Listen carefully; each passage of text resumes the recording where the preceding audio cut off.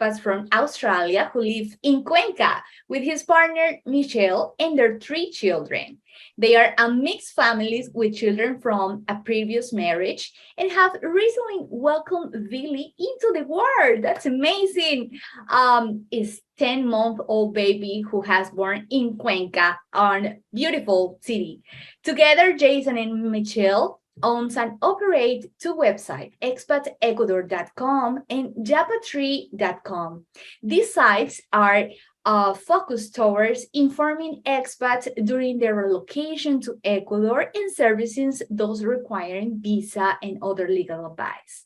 In recent months, Jason has turned his attention to Manta as he realized that more and more expats prefer life on the beach, like to live in the mountain, and I think that's true. So let's get started.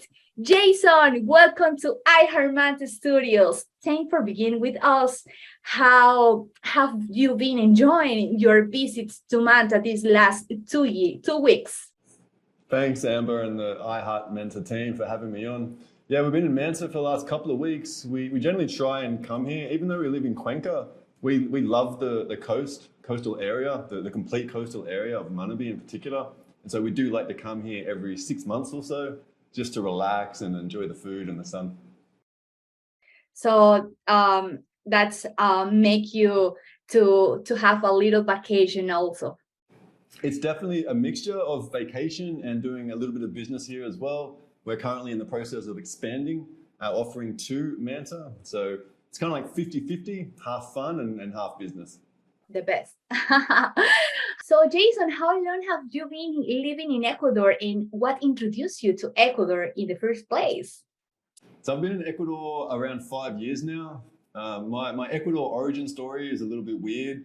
I was doing a little bit of kite surfing, or I wanted to come here to do some kite surfing. I was living in Medellin at the time, wanted to come here for a vacation, and I did come here and I enjoyed it, but all my kite surfing gear, it got caught up in customs.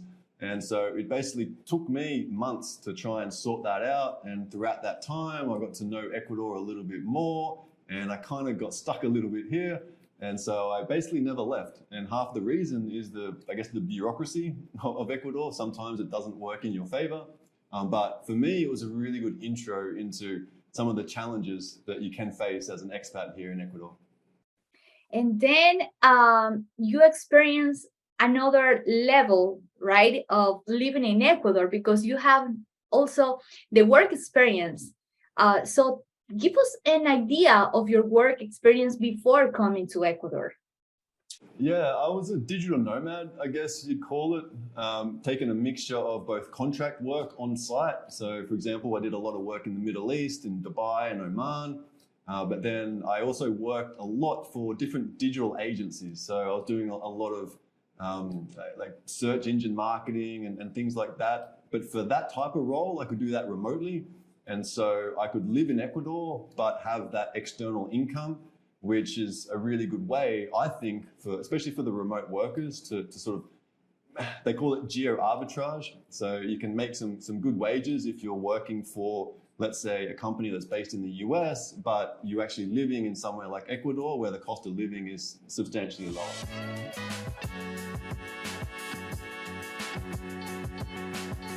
What makes Ecuador so sought after by expats and travelers from around the world? ¿Sabías que desde el 2015 el Global Retirement Index ha clasificado sistemáticamente a Ecuador entre los 10 mejores países para jubilarse en el mundo? ¿Por qué invertir en bienes y raíces en Ecuador? Low cost of living, biodiversity, delicious cuisine, accessible healthcare services, stable climate. Si usted es una de las muchas personas que sueñan con ser propietario o jubilarse en un lugar como el que acabo de describir, then we're the team for you.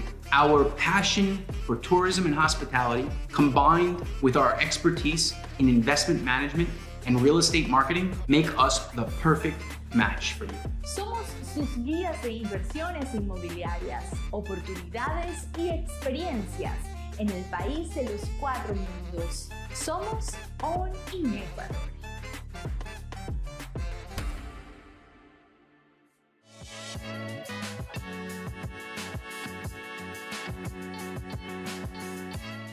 But it's so interesting that you are not the one of the expats who came to Manta just to retire. You are building a family, you are building a business also, and that's very interesting. This is another experience that you have. So tell us more about it. What have been some of the most satisfying aspects of being an expat entrepreneur in Ecuador? Yeah, that's a really good point. A lot of people do assume that I'm retired because not most, but a lot of expats that come here, they are the older sort of retired age. And so, yeah, there are a lot of those people. And so I do get that question a lot. It's like, how do you feel your days? Are you bored? And I'm like, no. I still work. I still need to make a living. I'm not retired or anything like that. And so we do have a couple of companies here in Ecuador that I've basically used some of my skills that I previously had. But I'll be completely honest, it is probably 10 times harder to make money inside of Ecuador than it is working the digital remote or remote worker lifestyle. Just because there's a lot that you need to learn, a lot that you need to dig into, some networks that you simply don't have here when you start. So it is certainly challenging, but for me, it's very fulfilling because one of the core goals that we have as a family is building community. And so we've kind of used the businesses that we have as the vehicle to building that community. So I'll give you one good example is we picked up a business it was called Gringo Tree, and we picked it up last year. And the previous owner kind of didn't do anything with it for 4 years, but it had a very rich history in Cuenca. It's been there for 15 years. I think it was the first expat online magazine. And so it had a lot of residual value. And so we recognized that. But the other thing that this particular website had was a very good discount card program. And with that discount card program, we partner with 40 or 50 different businesses in Cuenca. And for me, that's what drives me. My whole professional life, for a big part of it anyway, I've worked as an account manager sort of role and helping businesses with a lot of their different digital marketing strategies and implementation. So working that same angle with businesses in the Cuenca area was just a natural extension for me, and I really enjoy it. And I think the business partners that we work with, they also appreciate that external focus that we do bring, like a slightly different way of doing things to Cuenca, because let's be honest, Ecuador isn't super tech savvy when it comes to a lot of areas, especially when it comes to marketing and digital marketing in particular. It's almost like a word that doesn't get used. I never hear it here. So I think we offer something a little bit unique to the Cuenca area, and people have resonated with that. And through that vehicle, we've basically just grown. And so Yapa Tree itself is primarily an online publisher of information that is very useful for expats that are looking to move or live in Cuenca, and to a lesser extent Ecuador, but Cuenca is the main focus for this website. And so everything else is built around that. And so from that, we have good content, good educational content. And so people will find different ways to, let's say, get a different visa, which insurance do they need? They want to rent a property, they want to buy a property. Then we've basically just started adding on those services because we see a real need for professional level services in Cuenca. When it comes to the customer service side of things, a lot of expats are quite disappointed with some of the current offerings. A good example is a lot of people will just say, hey, Jason, what's your secret to doing business here in Ecuador? And my response to that is, I reply to emails. And so it sounds a little bit facetious and a little bit silly, but that can be some of the level. And that is one of the common challenges that a lot of these businesses face, is that they just don't have some of these processes in place to allow them to really scale the businesses and communicate properly with the customers, especially when we have the North American expectations on top of that. People will expect everything sort of immediately, and Ecuador is not really renowned for that. So that's I guess the gap in the market that we're really trying to serve in Cuenca. We're working on it. Jason, as Ecuadorian, I know the terminology of Yapa. So my question is, the people who your user, right, are getting the Yapa? Yes, they get the Yeah, Yapa. so the Yapa component, so it was called Gringo Tree, but we did a complete rebrand because we're more than just a publication that caters to gringos. My partner is from Quito. We have a family here, and so we definitely like to have that integration with the locals as well. And like that's how we live. That's our lifestyle. Like Spanglish is the official language in our house. And I know that there's a lot of other families that are starting to move towards that way too. And so it's moving from Gringo Tree to Yapa Tree was very important. But the actual word Yapa, no, like it's a Quechua word, and it actually means like something extra or a bonus. And you don't actually hear it too much on the coast, or I haven't heard it too much on the coast because it's more popular, I guess, in the Sierra Not the new regions. era, not the new era. My grandmother told me that, teach me that. So every time that she asked me for, to go and buy to the store for grocery, ask for the Yapa, ask for the Yapa. See, we got a nice Yapa the other day at the trucks that come along to the beach. We're staying in Santa Marinita, and the Verdes, the green plantain trucks that would come past, we send one of our kids out there with $1 and they get a bunch, but then we always see them coming back with an extra 3 or 4 Yappas basically from the guy. So I know it exists here, and that's really sweet. And that's what we're trying to give something extra to. And so we see Yapa for our business as the discount card component of it, because it's something extra, and something that you potentially weren't expecting. And that's really nice, like to try and mix the two things, what we're offering with like a local custom. Expats do come to us and say, we've learned something here today, so thank you. And that's really what we try and do, is that we're not experts on every subject matter, but we are always trying to have some level of education at the bottom of all the content that we produce. Well, everybody likes the Yapa. Gringos, Ecuadorians, everybody. So my next question is, when the people from Manta can use Yapa Tree and really start to get the Yapa from business in Manta? That's a great question. We're not ready to launch the Yapa Tree discount card in Manta. We do have some national partners that I'm sure they would be very interested in doing so. Like, for example, Coral is probably the most relevant to the Manta area at the moment. So at some point, we'll definitely have that conversation. We actually did try and have a little bit of an exploration into Manta previously. We have an online events calendar for Yapa Tree. And so the challenge in anywhere, especially when it comes to the digital side of things, is finding some events. So there's a bit of a cultural tendency here to post an event last minute, or 2 days later, they'll post about the event and it looks fantastic, but you haven't heard about it beforehand. So it makes it hard for people to go. So we have this online events calendar in Cuenca that was working really well and then quite successful. A lot of people like it. We actually did try and build one here in Manta. And we built one, but the reality was there just wasn't enough events. It was taking me hours every week to try and find enough events to fill the calendar, and it just wasn't worth our time. I'm not sure if there's more events in Manta at the moment, probably not, but that's something that we would love to bring back. But ultimately, something like that really requires a lot of community support to upload events and really keep it going. And at the time, we just didn't have that here in Manta. So I think in the next 6 months, we'll be ready to make another attempt at moving into Manta. Well, you will receive all our supports. And congratulations for that. But I would love also that you explain us more about it, about expatsecuador.com. What is the main reason for this website?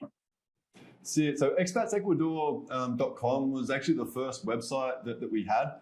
I'll be completely honest with you. I have a lot of websites in my arsenal, and this started off as just a test site. And so with the client work that I do, I'm doing a lot of testing, and you can't do that on live client sites because it might cost them a lot of money if you do something wrong. And so this started off as a bit of a test site for us and a bit of a blog just to share what I was doing in Ecuador with my family and friends back home. And through that, like over the last couple of years, it's just really grown into be what many consider a really good, again, educational resource on some of the practical matters that just tend to slip through the gaps here.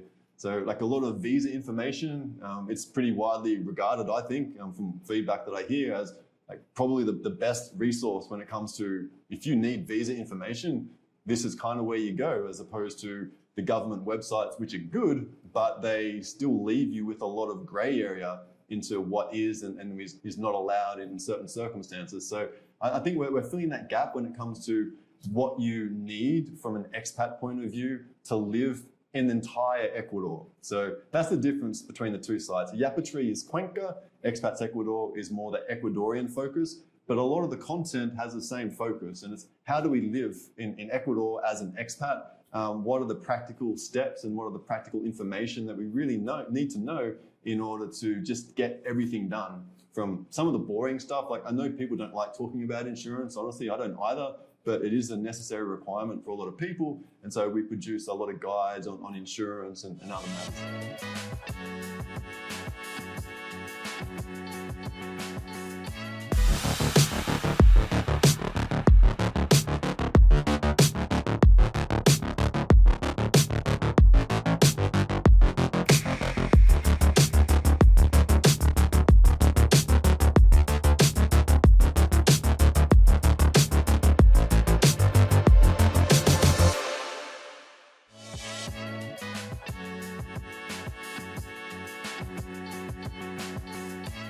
You have been receiving the feedback from people who visit your website in expatecuador.com to say that really this was helpful? We do get a lot of good feedback. Because really, imagine if an Ecuadorian go to other country who don't have the same language, and it's going to be really difficult. And these kind of things, it changed the life, improved the life for sure. So, what will you say is your main reason for expanding to Manta at the moment? We love Cuenca. We have a bit of a debate in our house all the time because my partner is from the Sierra, from Quito, and so she loves the mountains. And so for me, on a personal level, I'm from a small beach town in Australia, so I absolutely love the beach. So the first reason for me is simply I want to spend more time here in Manta because I enjoy it. But the second one is that Manta itself is a real growth area for a lot of things, and especially expats that want to move to Ecuador. One of the main decisions that we hear a lot is, do we want to move to Manta or do we want to move to Cuenca? And that tends to be basically the core decision that a lot of people are making. So it does make a lot of sense for us to basically start producing more content that caters towards the Manta-based audience. And with the real estate side of things, we do see a lot of movement here when it comes to real estate. And there are some very good providers here in Manta, such as Rent in Manta, as you very well know. But there's still a lot of providers which I would call not so great, is probably the most political way to put it. And so I know that there's still a lot of expats out there, and just from personal experience, hearing from people that a lot of the times the process isn't fantastic, and they would like a slightly better process when it comes to just the physical real estate side of things, just having the communication to them in the way that they want. So that's what I think we can offer that to the market as well. And so that's why we're going to do it. Like, we love Cuenca, but it makes as much sense to be working in Manta as well. So moving forward, I do see us coming back here sort of every 2 or 3 months just to help out with clients and business and that sort of thing. So I know that your wife like the mountains. You are also attracted for the beaches, with the business, with your projects, with everything that you have in mind, with your plans. Do you see yourself living in Manta a full time? Why not? That might cause a divorce or separation, at least, if we did that. But I definitely see us living a more balanced life towards the coast, not just in Ecuador. So like for us, we are a bit of a digital remote family. My partner does work remotely as well. And so for our lifestyle, we are really looking to basically live sort of 3 months of the year somewhere else. Part of that will definitely be in Manta and the coast here. but we also want to explore other countries, like the Caribbean and Colombia, and then spend some time around there too. So that's really what we're trying to do, is we're trying to have a business that works for us rather than the other way around and kind of get trapped by the business, which can be very easy to do.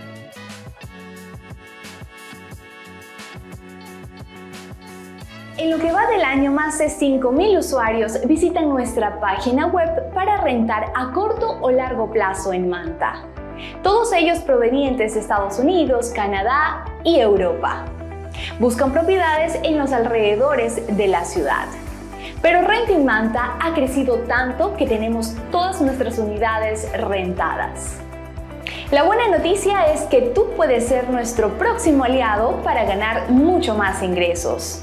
Si tienes una propiedad y estás listo para recibir o alojar a los mejores inquilinos de calidad, solamente debes de llenar el formulario que aparece en nuestra página web o simplemente contactarnos.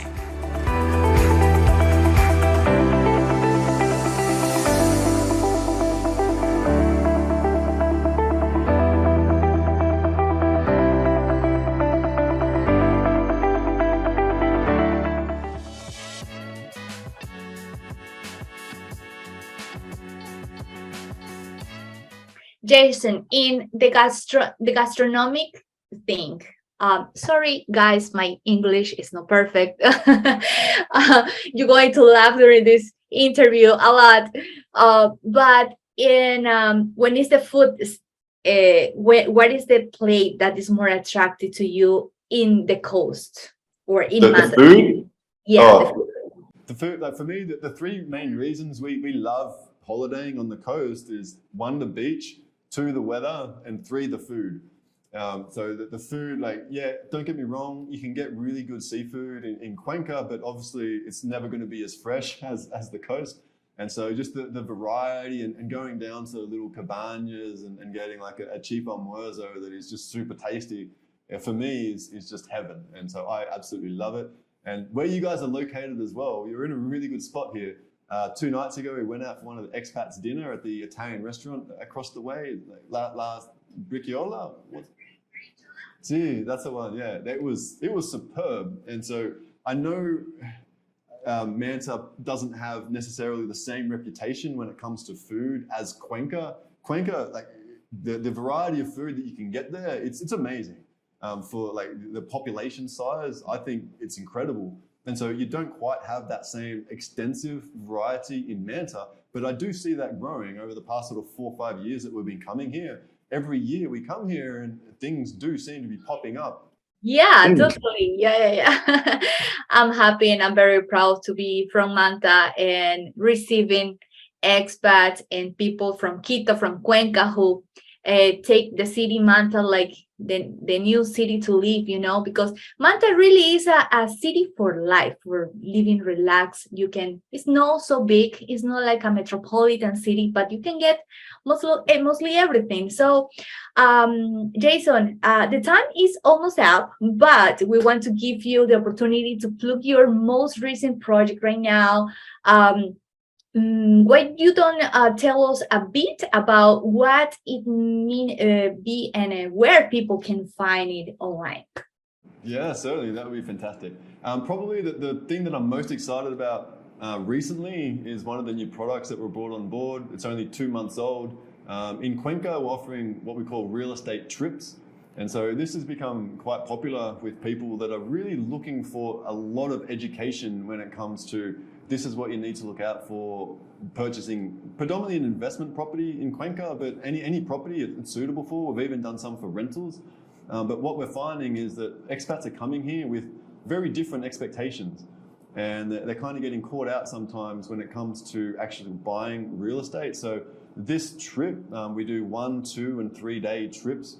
And they're with what I consider to be a very, very good agent in Cuenca. Really, really knows his stuff, super well connected. And basically, I see it as a small investment in making sure that when it actually comes time to that big purchasing decision, that you do have all the information at your fingertips. You've checked out a bunch of different properties, you found the values, you know what to look for, because it can be quite easy to be taken for a ride. And I think the feedback that we've had so far from this is that it has saved people quite a bit of money down the track, avoiding lemons or purchasing a property that's in an earthquake zone or something like that, things that can be quite easy to overlook if you're not actually really involved and know the market that well. So that's a great service, I think, and I'm very excited about it. To check it out, it's at yapatree.com. And you'll see a landing page there for it. And I'm sure we'll provide a link at the bottom of the podcast. Jason, thank you so much for this time. It's amazing. I hope we can have another interview in 3 months with more news, more benefits for the people. And yeah, we wish you the best. Thanks a lot, Amber and the I Heart Manta team. It's been great. So I look forward to talking soon. Bye-bye. Thank you, guys. Ciao.